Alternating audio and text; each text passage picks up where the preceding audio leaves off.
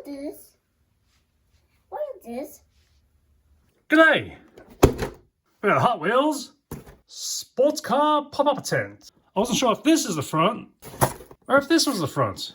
But either way, since we gotta get 10 feet of track, get in the car through the boot, and 2 mystery Hot Wheel cars.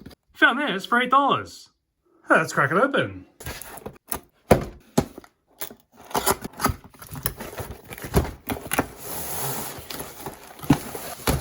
Yeah, a whole bunch of track. There's the pop-up. Some rods. And the instructions. Looks like I'll need to put this setup on the floor. Well, let's take a look at the mystery cars.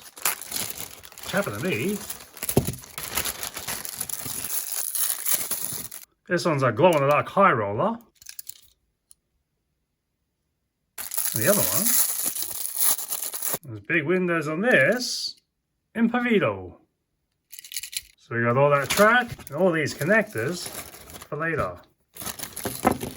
And I think I've got enough of a corner space to throw this all in. Because there's the pop-up. And it just unfurls itself. I just need to get these rods in place.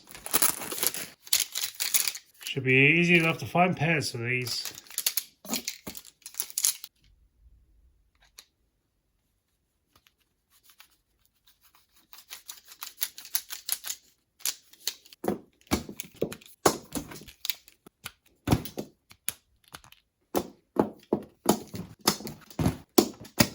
Six rods. And I just need to feed these rods through these shelves. This is pretty tight, so there's a little bit of flexion necessary to get this inside there.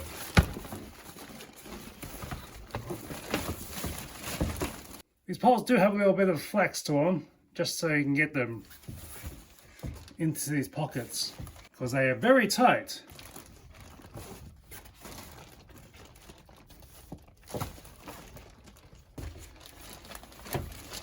So far it's been a bit of a struggle, and I've only done 2 rods. 4 more of these to go.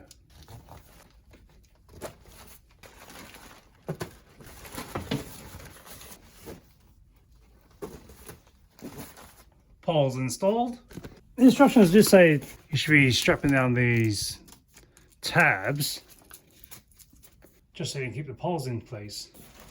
I'm only going to do it with this, but you get the idea up there on the top. And the other side. And there's the car assembled. That's quite the spacious ride there. So we have 2 connectors right over the windshield and a bunch of track we need to connect.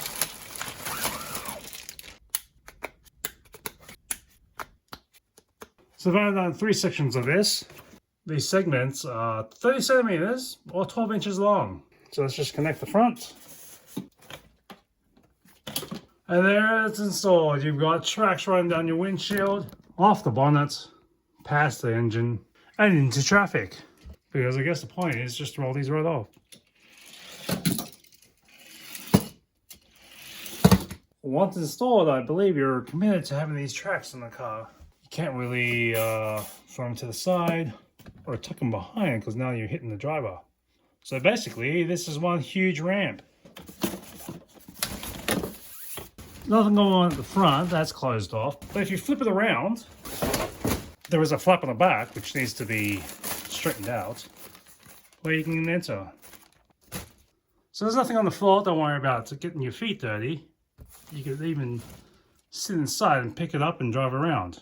The sunroof looks like it can fit 2 kids or 1 driver. If you're not driving with your head out the sunroof, you've got the windshield, which is just a mesh. So you can still see through the traffic ahead of you. So how easy is it to roll it back up? So the first thing you got to do is untie these little poles, which is struggling enough. They flex as much going out as they were going in. So you want to leave these as is, unless you want to try and fight the teeth back in. Got some pressure in there. Just leave as is. The car falls flat on itself. That should be like the sunshade on your windshield. Because it's got a metal ring. You grab it each side and twist around.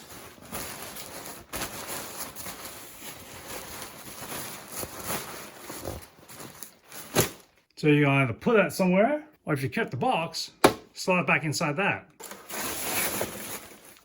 Now it can stay in storage to be brought out that one day a week the child actually uses it. It's in my bus. Some bits. It's my bits. Wee. Meow. Meow, meow, meow. Don't. Let's by your window. You can see here how much space it takes up of a hallway. And this hallway, edge to edge, is 114 centimeters or 45 inches wide. So we can't really leave it laying around without taking up a lot of space. After watching the nephew play around a bit, doesn't really care for going inside a lot. There's a lot of play on these tracks, but that's standing on the outside.